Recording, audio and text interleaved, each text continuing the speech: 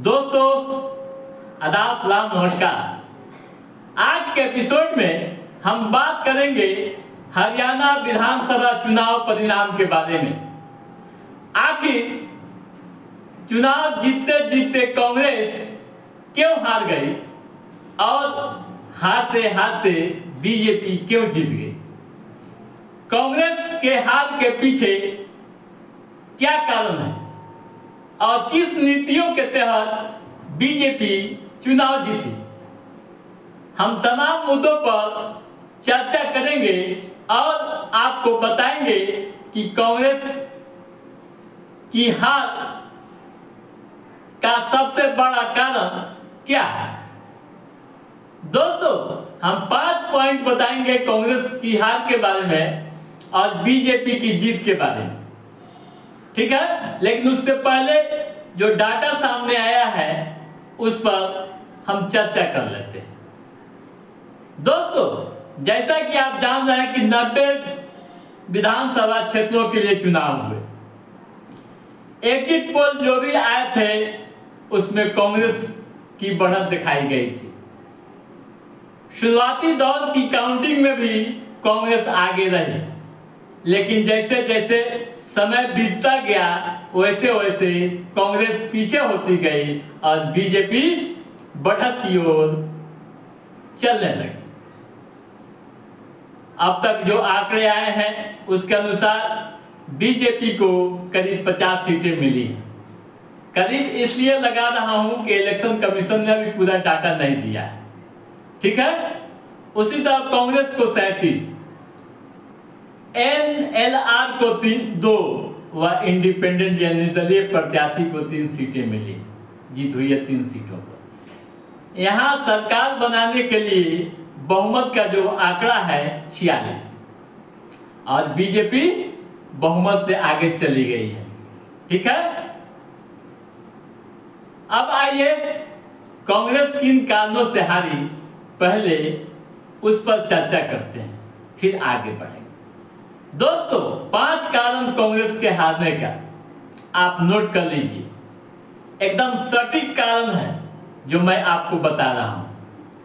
पहला कारण, हरियाणा कांग्रेस पार्टी के बीच अंतर्कलह यानी गुटबाजी चरम पर थी। चुनाव के दौरान या चुनाव से पहले कई खेमे में पार्टी नजर आई। आला कमान उस गुटबाजी को ठीक करने में नाकाम रही। जो जानकार बता रहे हैं उनके अनुसार कुमार शैलजा का चुनाव नहीं लड़ना और दर्द भरा बयान देना कांग्रेस को नुकसान पहुंचाया। दोस्तों यह साफ तौर पर देखा गया कि भूपेंद्र हुड्डा व शैलजा के बीच काफी दरार थी, जिसका सीधा असर कार्यकर्ताओं पर पड़ा, स्थानीय नेताओं पर दिखा, ठीक है। दूसरा कारण, भूपेंद्र सिंह हुड्डा के पास हरियाणा कांग्रेस की कमान रही। टिकट बंटवारे से लेकर अन्य कई गतिविधियों पर उनका दबदबा रहा। कई जमीनी व वरिष्ठ नेताओं की तरजीह नहीं मिली, जिस कारण नाराजगी देखी गई और उसका सीधा असर चुनाव पर पड़ा। तीसरा कारण भी आप नोट कर लीजिए।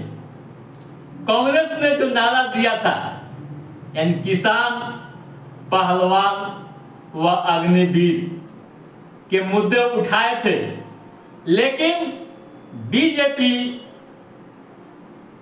को नहीं घेर पाए। बीजेपी इन मुद्दों को डिफेंड करने में कामयाब रही और मतदाताओं को अपनी ओर पूरी तरह से आकर्षित कर ली जिसका असर कांग्रेस की रणनीति पर पूरी तरह से देखा।